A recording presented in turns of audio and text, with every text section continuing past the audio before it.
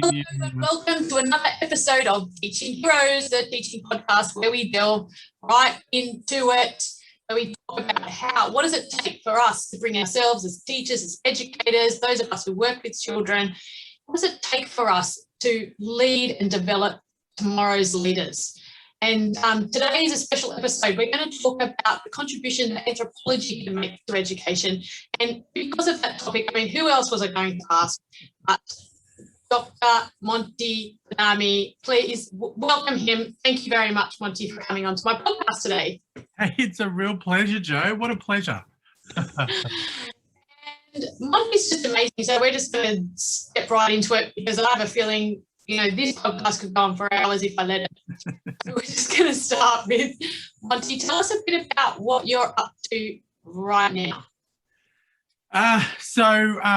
Look, I'm an anthropologist. I basically wherever there are humans, I'll be there, Joe.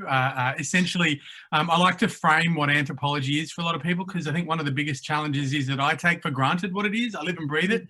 But it seems like a lot of people have a vague idea of what it is, and only a very few people really know what it is. Yeah. So kind of as a way of giving you a bit of context, you know, essentially for me, anthropology is the study of humans, right? So from how we've evolved to be this kind of flawed physical species that we see before us to how this physical species has been able to, you know, migrate and spread to nearly every square inch of the earth. And not just how we've been able to get to all those different places and survive, but how we've been able to actually thrive in those different places. And the reason why we thrive in those places is not because we do the same thing, but because we actually have the capacity to do things differently and think about things differently. And so a big part of anthropology is understanding, you know, not just physical diversity or the evolution of physical diversity, but also the evolution of cultural, psychological, emotional, social, personal identity, diversity, correction. And so, you know, that's kind of the foundation of what I do. And whenever I'm working with people and dealing with people, it's all about really bringing about those essential qualities of our humanity to add value, but also to level up the impact of what we do and how we do it. And so, you know, that means, you know, how do we communicate, you know, when we are sensing and making sense of and experiencing the world? How do we sort of understand that through language and thought processes and through our bodies? How do we communicate that to ourselves and to other people in our group?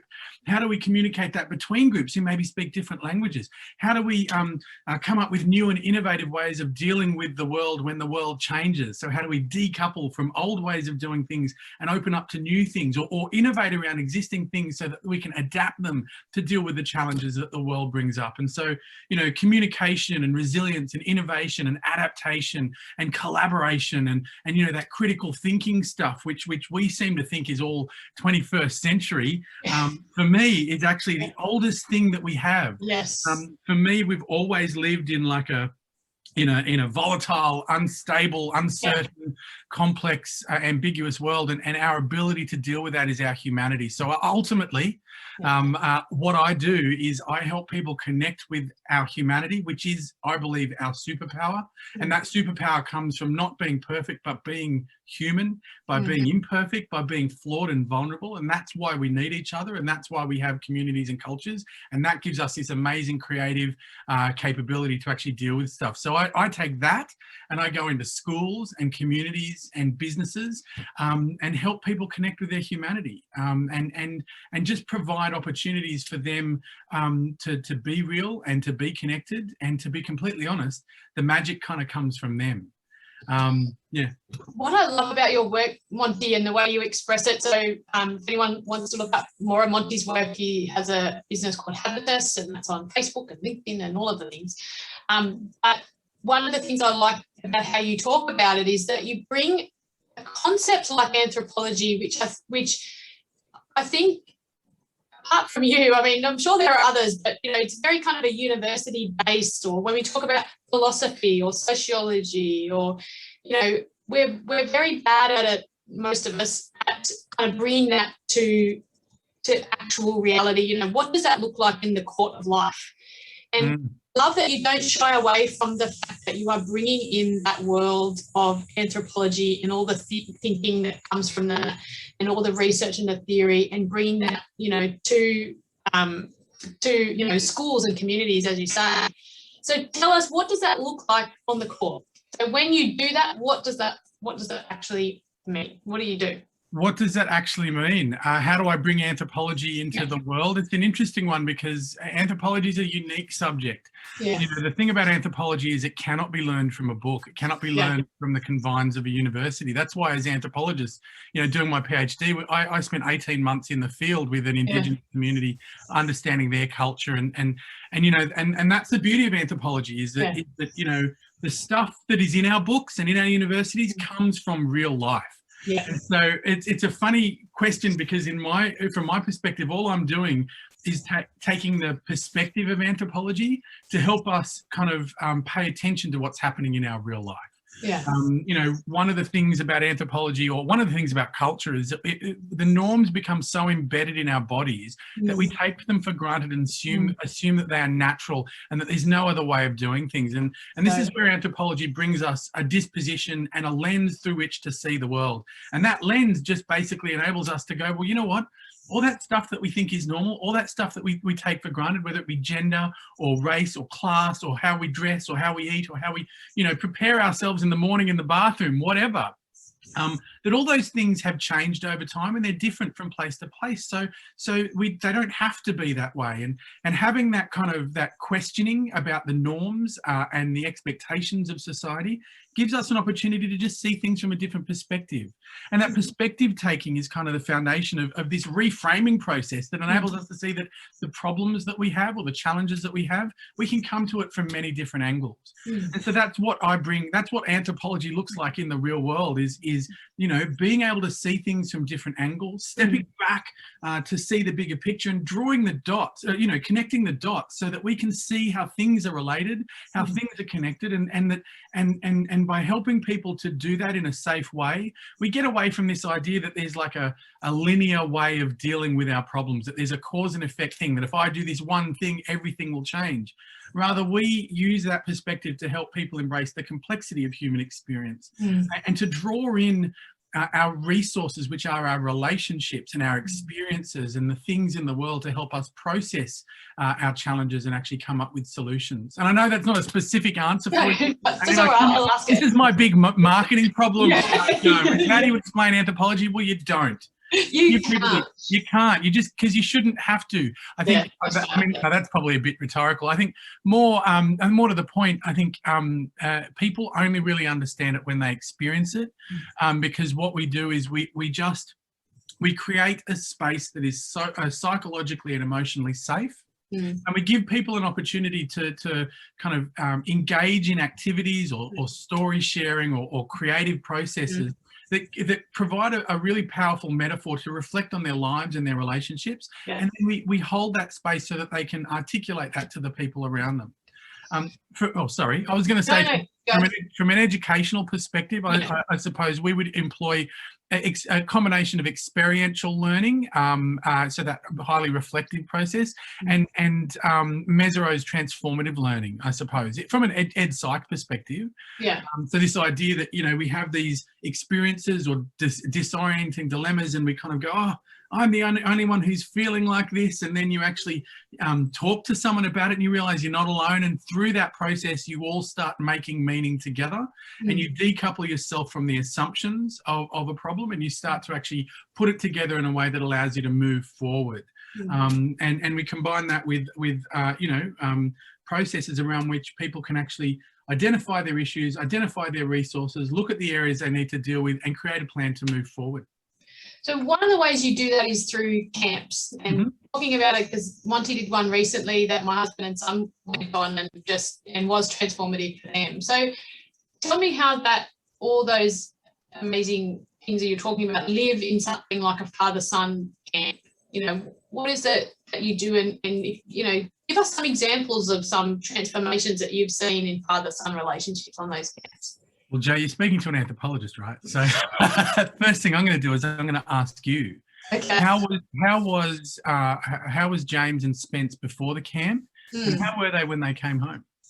Well, they they have a good relationship. You know, James is a really involved father and very much, yeah. But Spence has a few challenges and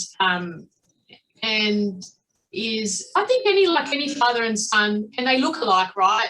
They look alike and they act the same. So inevitably, when you're living with yourself, you can kind of come up against each other. And I think they both wanted that opportunity just to be with each other without, you know, me around and without the kids around. But it was actually really difficult for Spencer to go. You know, he likes being at home. He likes his creature comforts. He likes his cats and things, but also he loves other kids. And he loves being outdoors. So we knew as parents that he was going to love it. He just didn't know that. It was a bit of a challenge getting them in the car or getting him in the car.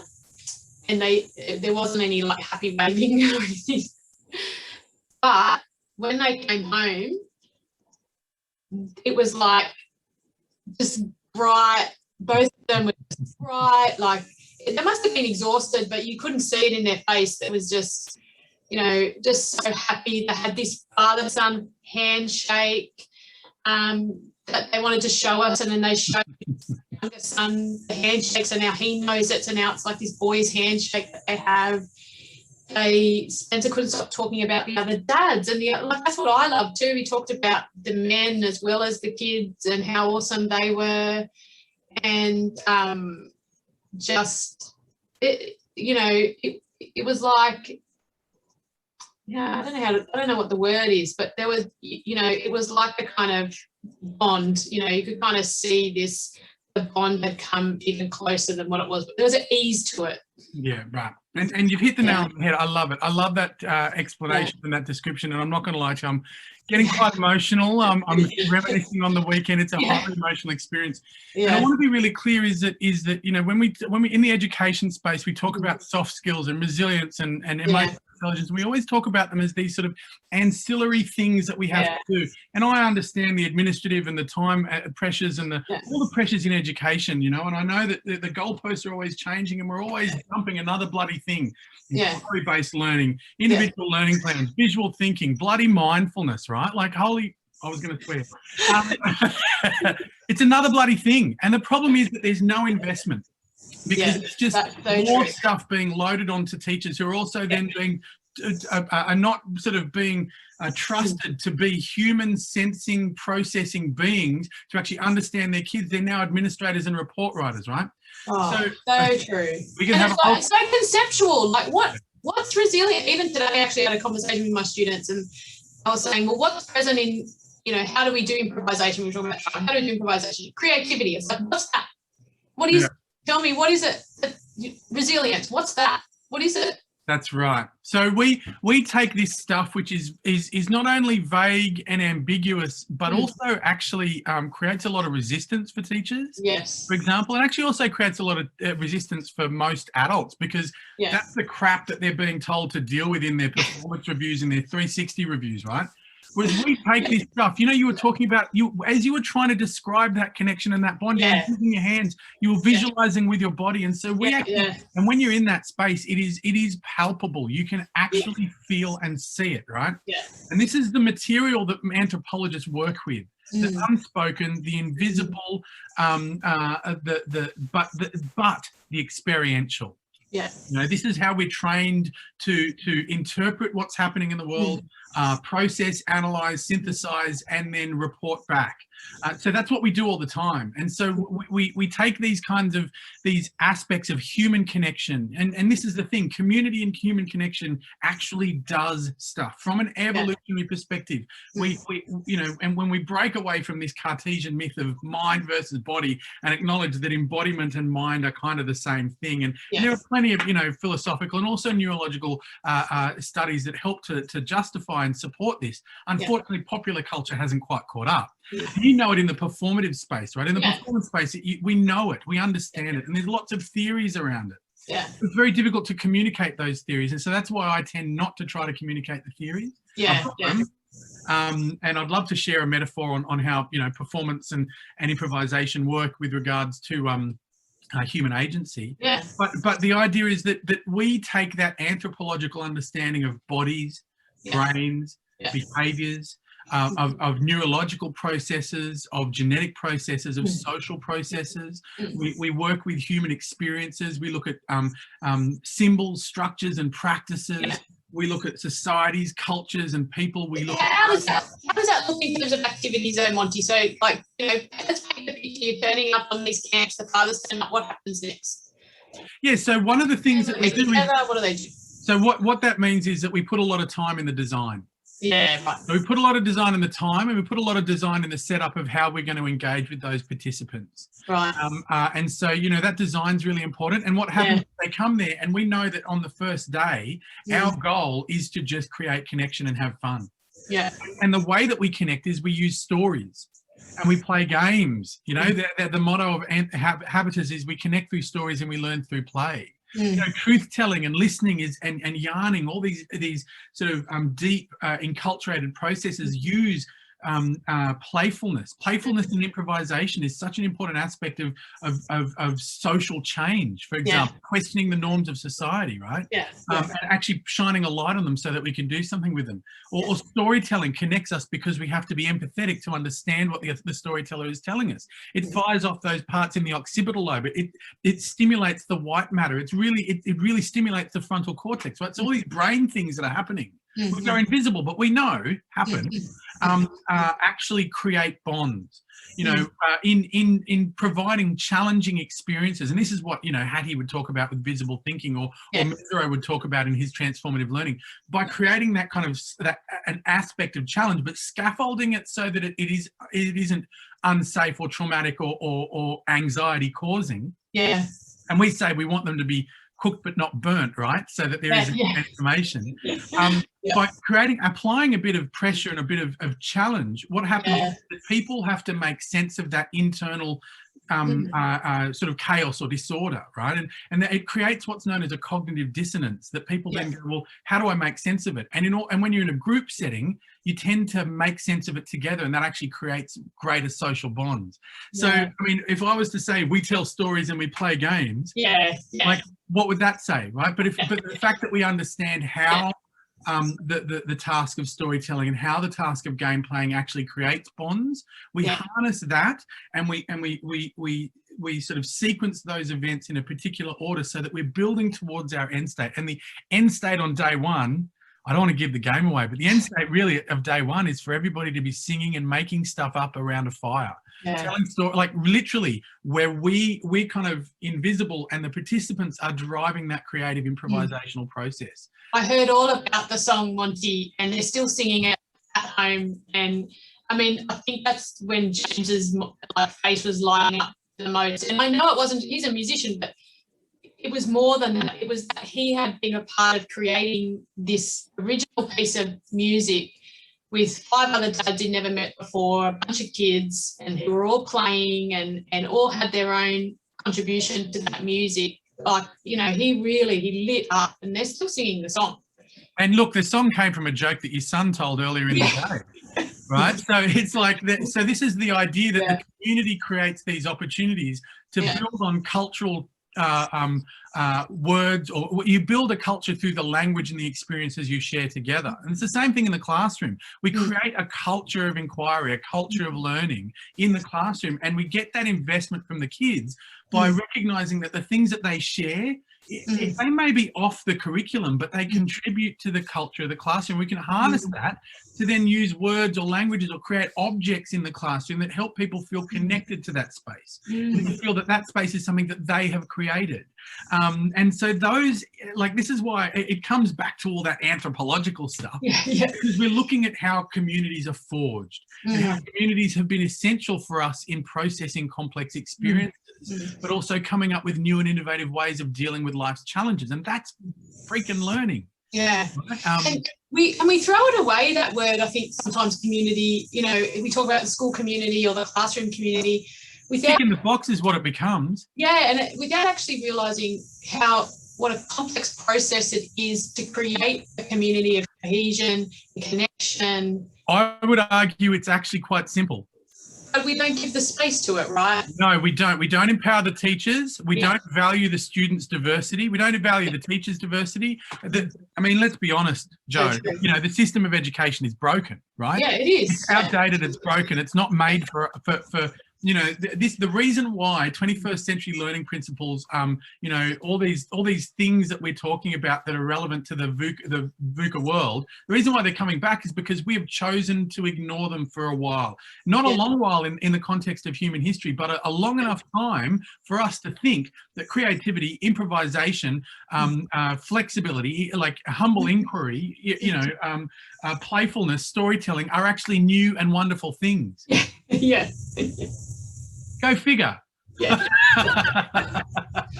You only have to be a parent, right, to see how early play emerges in us. I was really surprised when I first became a parent how early I saw, you know, Spencer start playing and, you know, playing and trying to make sense of his world through that. It's so early on, and we, you know, spend our whole education career, you know, trying to squash it out of them. That's right. And look, and this is the thing that the workplace, and now we want it again.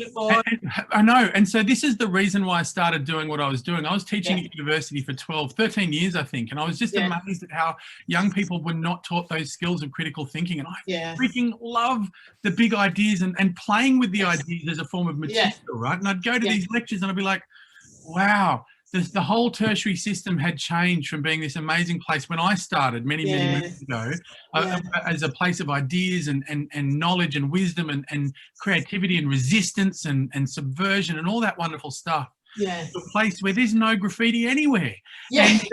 And more importantly, it's become a client model. And education itself, primary education and secondary education has as well. Because of the importance we place on metrics and the assumption that those metrics actually feed into success. Yeah. Now, I do a lot of work on suicide as well, youth suicide.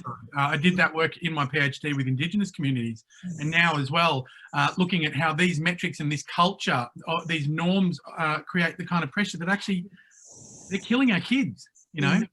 They're killing adults as well, and it's because, you know, we're compromising so much for this ideal or this dream that doesn't satisfy us. It doesn't leave us fulfilled. It's not incredibly meaningful for a lot of people, right? And so, you know, I would go to university and I'd teach these kids, and I hated the fact that I'd worked so hard to get to this position where I was engaged in a client-based relationship where the kids paid their money at university, and what they wanted their product, and their product was not the knowledge or the learning or the wisdom or the skills. It was the piece of paper, and they didn't care how they got the piece of paper. They didn't care what piece of paper they got. And so I was accountable to that transactional relationship. There was nothing transformative about it. So I said, bugger it, I'm going to have a go and see where else I can play. And I, you know, with one foot in the academic field, I sort of went to the schools and thought, maybe I've got to start in the high schools. I was in there and I was like, wow, this is amazing. And I was getting traction, but they were always chucking me in with those problem kids, the kids that nobody wanted to teach. And we would have these profound transformations with them, right? Basically because we'd give them the opportunity to take off their masks and allow themselves to be seen for who they are, not for how everybody else labeled them. And they were amazing, amazingly creative, amazingly respectful and empathetic and complex, but not given the opportunity to be themselves because they were always judged because they were never good enough to be like everybody else. The truth is, I look at those kids and I imagine they will be much more successful than the majority of people that I was dealing with who are well within those normative streams, right? Yeah. Because they had all the creativity and innovation was knocked out of them. And so, you know, and so I was like, well, maybe I've got to start early. I've got to start in primary school. So I went to the primary schools and I was teaching in primary schools, you know, as a school mentor and running their resilience and emotional intelligence and relationships programs, using music, martial arts, performance, drama, storytelling, creative activities to really draw that stuff out, and also a connection to nature. And it was working. But the system was broken and it didn't enable us to actually, and the teachers were overworked and busted And I would teach pre-service teachers who would leave their degree with a light in their eyes, and I'd see them out working, and that light would slowly be beaten out of them, to the point where these amazing people who we send out and who have this ability to make a difference are sort of shackled and limited by the bureaucracy and the administration, and just broader sort of social, political and economic pressures that shape the way that we teach our kids. Now, my thing is that, you know, when we, and I get this question all the time with regards to individual learning plans, for example, and my big thing is, if you meet the kids where they are, if you actually engage with them as human beings, if you generate that investment from them by coming from a place of respect and taking the time to connect with them, then those reflective practices and that sort of critical thinking process will naturally ignite on its own. And I guarantee you, they will take your learning programs or your learning outlines in a direction you never thought was possible, which means you're exceeding the expectations of that learning experience. So, you know, it actually means that if you can be much more, if you can embrace the complexity of a diverse classroom, if you can make it inclusive so people feel emotionally and psychologically safe to contribute, then individual lesson plans is as complex as knowing your students and knowing yourself, right? And if you can do that, then you can actually facilitate that community of inquiry and that community of support and community of advice and creativity by just understanding your kids and giving them the opportunity to be human and be themselves, and they create the gold. And there's some level though as well of having kind of, you know, to be very in touch with who you are as a teacher as well, because the other thing with individual learning plans that I think misses the point is that it's all about the student in a vacuum. Like some of them are designed as, you know, the student, you know, that's for that student, and no matter where the student is, the plan works, which is not in reality, you know, it's depending on who's the teacher, who else is in the classroom. You know, it denies the you know, psychological fact, the neurological fact that we learn as, you know, together. We don't learn. We learn in a relational context. We learn in a relational context. We learn alone and we learn together, but we're never ever fully alone, because our experience has always involved others. And I think this is really important, because this is like Gonski took like an amazing thing and then got turned into bloody Napland, right? Same thing with individualized learning plans. Takes this really important thing of going, you know, students are individual. We can't just have a cookie cutter model and then put it into another mechanism through which we are labeling students and kind of limiting students. You know, ignoring what's in their virtual school bags, ignoring all these other experiences and resources and knowledge and things that they bring to actually make the classroom better. Rather than seeing them as a disruption to the work. I mean, there's reason for our work, and rather than seeing them as diverting from our curriculum, we can actually see, well, let's push the curriculum further. And this is the stuff that, you know, I'm doing with your sister Kate with regards to the Indigenous education stuff. It's not just about how do we make those Indigenous kids learn more like us, or how do we teach, you know, people who've never met an Indigenous person, how do we teach them to bloody, you know, to do dot paintings and tell a story about a snake? It's not about that at all. It's about how do we actually draw upon the wealth of experience of the individuals in our classroom to actually change the way we think and contribute to the classroom and change the way that we teach. And that's the same principle when we're creating a community of inquiry in the classroom, a culture of learning in the classroom, you know, holding that complexity, you know, seeing that complexity, challenging the perspectives, seeing things from different perspectives, taking a step back and joining the dots. And that's what I said before is kind of that anthropological perspective, anthropological method, which for me is not something is not something that we have learned because an anthropologist said so. We've learned because we've done a PhD. It's something we've learned because we've watched and observed and learned from people. That's a human thing, not an anthropology thing. Totally. And I think, like, sometimes I say to my students, you know, I say to my students, all the students in your class are perfect. You don't have to fix them. That's right. You know, you don't have to fix the students. The students are fine. We're just creating a context, we're creating a community, we're creating a connection where we're all going to learn something new together. Absolutely. In their eyes when they go, what do you mean I don't have to fix them? Because I think a lot of, you know, very well-intentioned students and teachers are there to kind of, you know, give opportunities to people who've never had them before without kind of going, well, what about you? You know, what can you learn from, you know, you don't have to fix anyone, but how can we transform our learning together? Yeah, and look, and this is when you say that this idea of knowing yourself is so important. When we do that, when we do the emotional intelligence stuff, right? It's all about, well, you have to have insight into yourself. Yeah. You actually can't know how anybody else feels. That's right. Empathy is not actually you knowing what other people feel. It's about you projecting based upon your experience of your own internal, emotional, psychological complexity, and being able to see that that person in front of you is not monochromatic. They aren't just the thing that you see, not the mask that they wear, that there's so much more behind the surface layer, right? And this is Irving Goffman. He's a great American sociologist. He talked about dramaturgy, which I reckon you'd love. Have you heard much about dramaturgy? Oh, a little bit. You kind of sparked a little memory in my head. Yeah. So Irving Goffman, he talked about dramaturgy. He looked at the performance of self in public places, right? Oh, yeah. And he says, you know, that we all wear these like a stage. We all have a front of house and a back of house, right? Yeah. The front of house is lovely and pristine, and it, you know, it's the show, and the back of house is messy as the proverbial, right? And everybody's back of house is crazy as.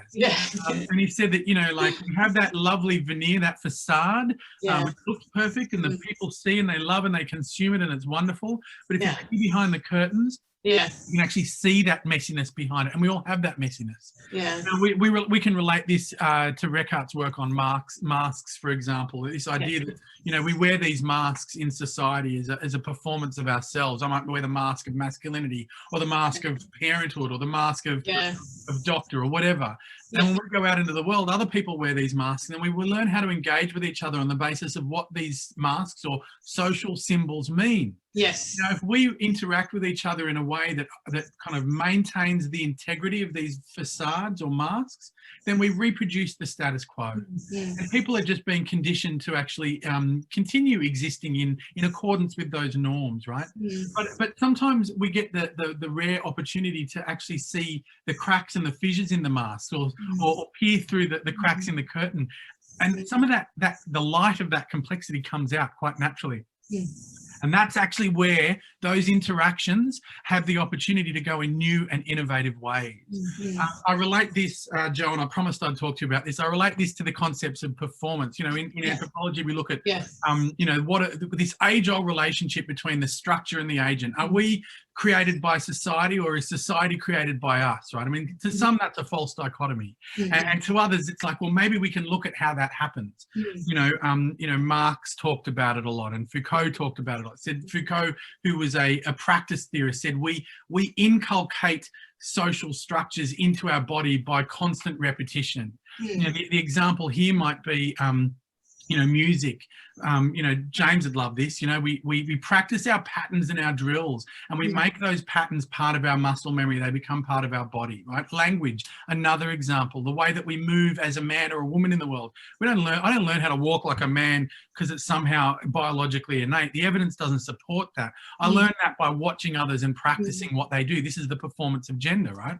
And so same with music. We learn our scales, we learn our drills, our rhythm patterns. We make them part of our muscle memory. But when we get into that performative space where we're interacting with other performers, and not just interacting with performers, but interacting with the audience as well, the integrity of those scales and structures is not as important as the communication we have between us.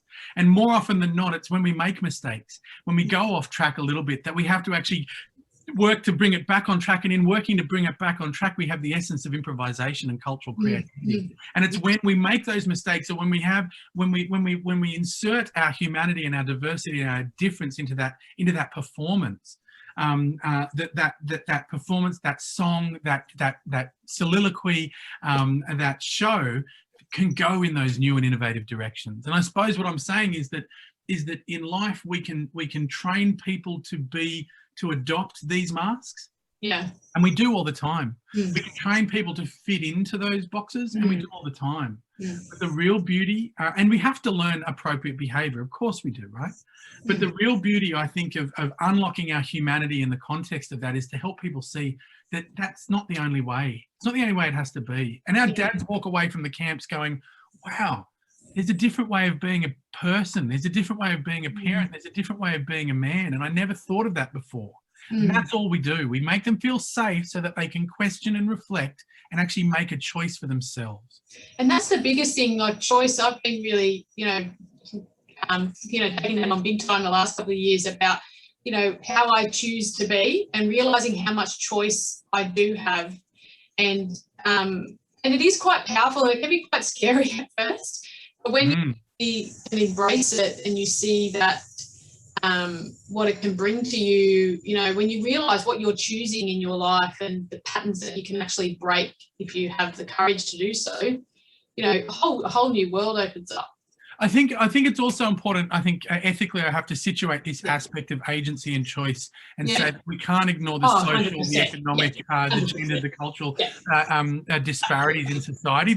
And this is the notion of habitus: is that we do all have a choice, but some of us have to choose more and choose harder and choose longer to get to the same place as others, right? Some choices are easier than others for some people, right? And so it's important to contextualize that. But yes, this aspect of choice is such an important part of it. It is very scary. We nearly lost one of the participants on Sunday morning because he was scared by the possibility that all these things that he had held to be true, that gives him a stability, right, aspects of his identity. And we're not trying to pull people's identity. But his experience was that he was getting to a place where he was like, whoa, I'm really questioning this stuff. He was on the threshold, this precipice of change, and it was scary, and rightly so. He's like, I've got to go home to do a thing with some people, and I'm like, okay, that's cool, but just stay for the next thing, and we'll get you out at this time. And he did, and he came back and he said it was really inappropriate for me to ask to go because he had this amazing transformation. My life has changed. I said it wasn't inappropriate. You were just trying to look after yourself in the best way you knew how.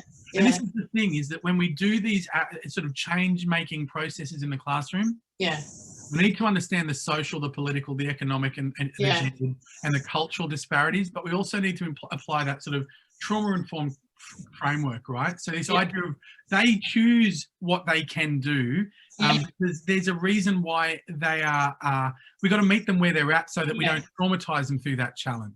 And so I look at this, I apply this saying, which is resistance is a window into a need not being met, right? In the classroom, when you see resistance, find the need and meet the need. And it's the same thing with myself. When I have resistance, it gives me an opportunity to get curious, not furious, and inquire. And sometimes I'm tired and I can't go there, and that's okay.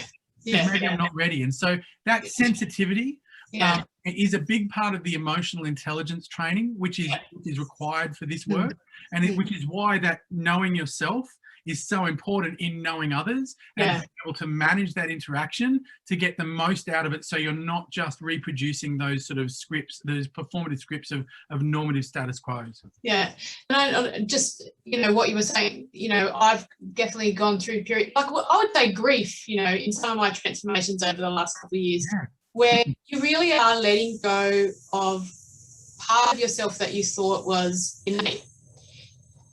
And I think, there's no point rushing through that.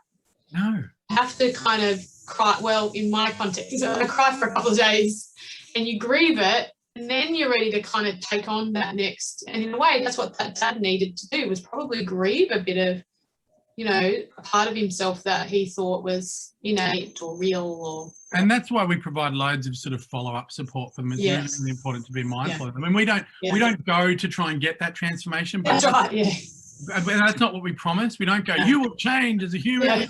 But it just happens because they've just got this amazing connection, and they can't help but be released and feel unlocked. And that's a wonderful thing.